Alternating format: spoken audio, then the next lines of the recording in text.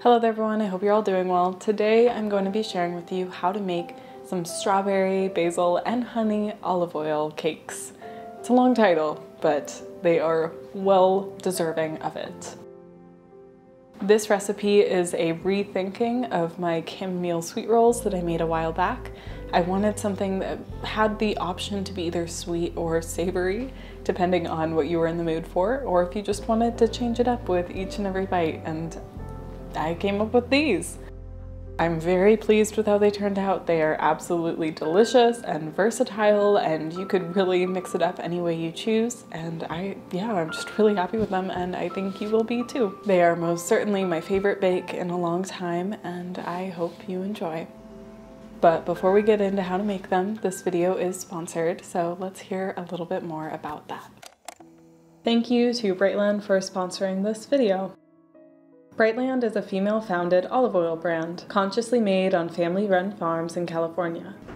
When they approached me with a sponsorship again, I immediately knew that I was saying yes.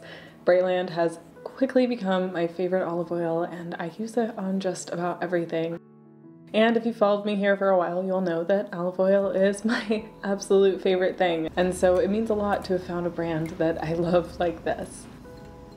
Most store-bought olive oils are mixed with untraceable, lower quality oils to cut costs, but Brightland contains no additives, no junk, and it's produced with organic methods. It's so peppery and green, and it just adds so much to the flavor of the dishes I'm making.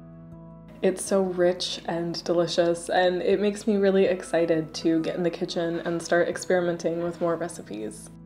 I'm always pairing Brightland's olive oil with simple pastas and breads just to elevate that meal, and now I am excited to have another recipe to make with them, with these simple little cakes. Pairing simple meals with this olive oil really just brings it to the next level. It's perfect for busy days where I don't have a lot of time to make a big meal that is all fancy and delicious.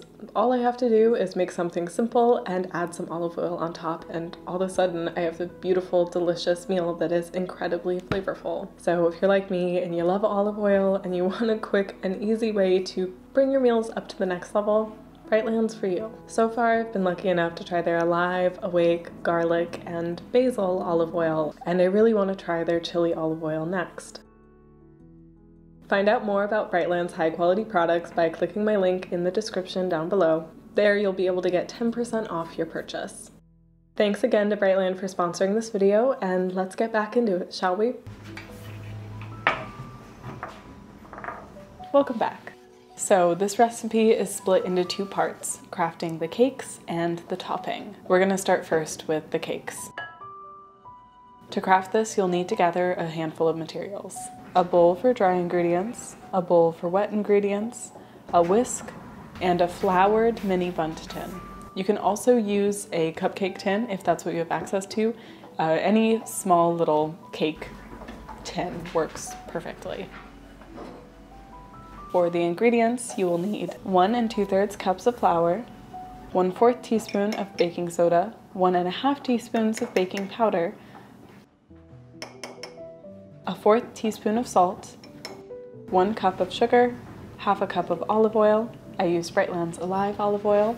You'll also need 3 egg whites, 1 tablespoon of vanilla extract, 1/2 cup of sour cream, and 1/2 cup of milk. I used plant-based milk in this one, but you can use any milk that you desire. It won't change up the recipe at all. The base of this recipe is very similar to my chamomile sweet rolls. All that I really changed was making the butter into olive oil, and that did change the ratio a little bit, along with just using plain milk instead of chamomile milk in this one.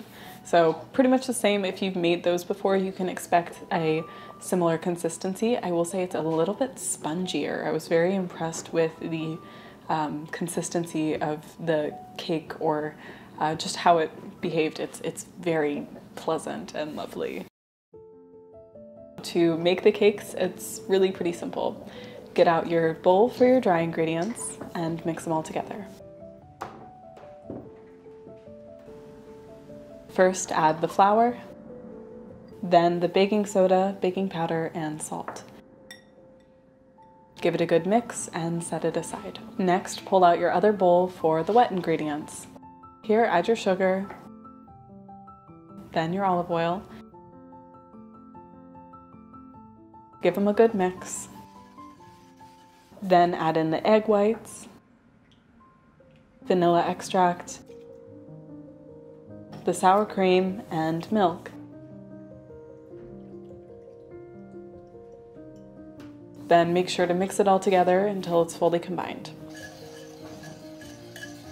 Once you have both your dry ingredients and wet ingredients fully mixed together and separate, it really does make a big difference in the final product if you have them separate at this stage.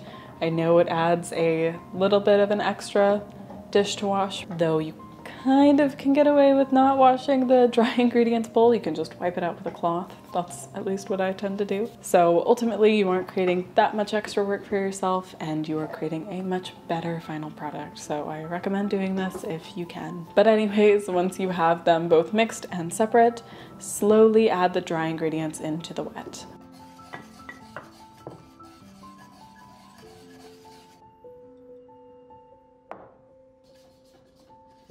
Once you have it completely mixed, it's time to pour it into your prepared bundt tin.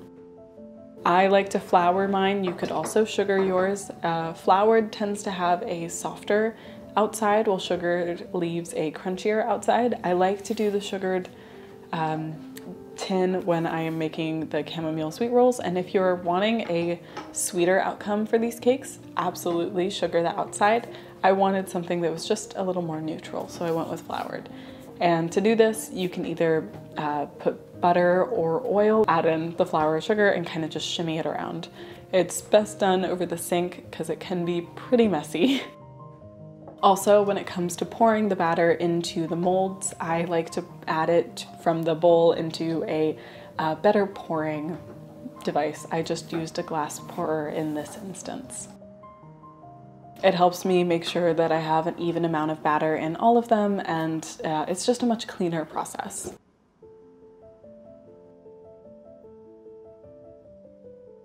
Make sure to leave some space while you're filling and don't fill all the way to the top.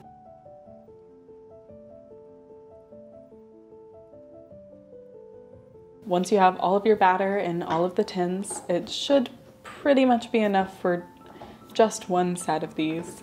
Take your tin and pop it in the oven at 350 degrees Fahrenheit for 18 to 20 minutes. You may need to do it a little bit less or a little bit more depending on your oven, so just keep an eye on it. Bake it until when you stick a toothpick or a knife into the center of the cakes, they pull out clean. While this is baking, it's time to make the topping.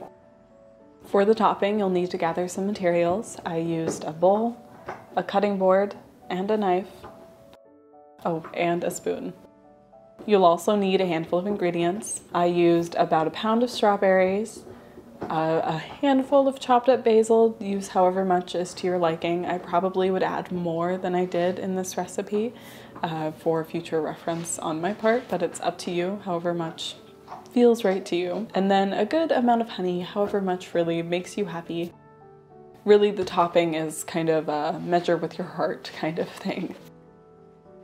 To make it, it's very straightforward. Simply chop up the strawberries.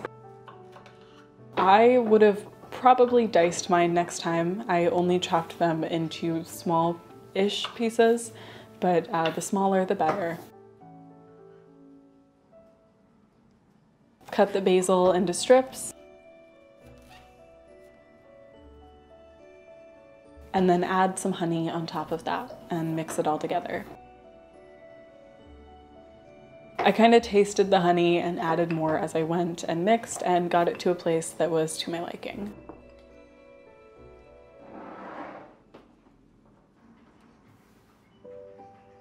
Once the cakes are done, a knife inserted comes out clean. Allow them to cool completely before demolding them.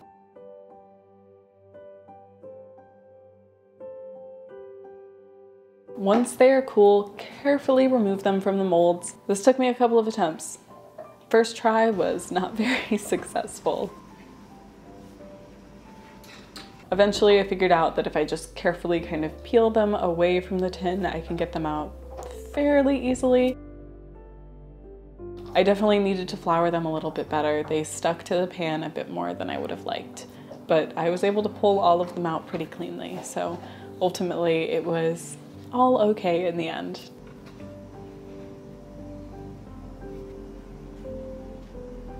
Once you get them all out of the tin, spoon the strawberries on top.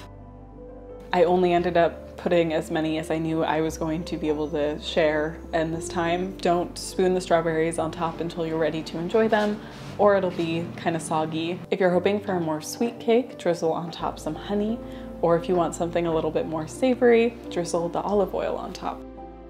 If you want to work this in a more magical sense, strawberries and basil tie strongly to love, and honey and olives tie really strongly to healing. So this could be worked as a spell to help heal a relationship or love really nicely. Or it can just be made to enjoy.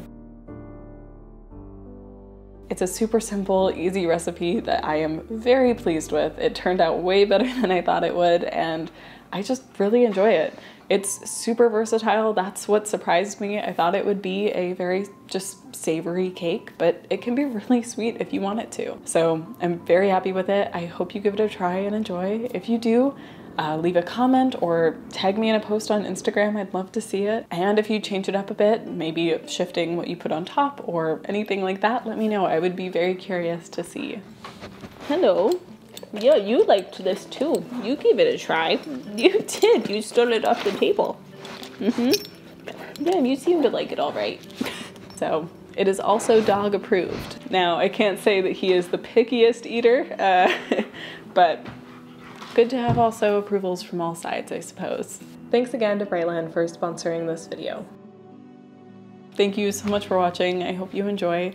If you can and would like to, I'd appreciate it if you could check out my Patreon. There I share art, herbal profiles, book recommendations, and I've even started doing monthly workshops. There I share a live stream on topics that you all pick, and it's just this fun interactive lesson.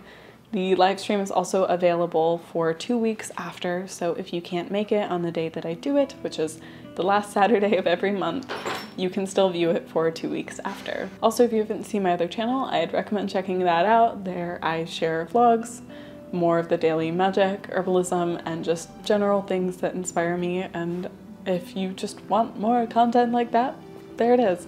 Both of these will be linked down below, and yeah, thank you so much for watching. I hope you're having a lovely day, and I will see you soon.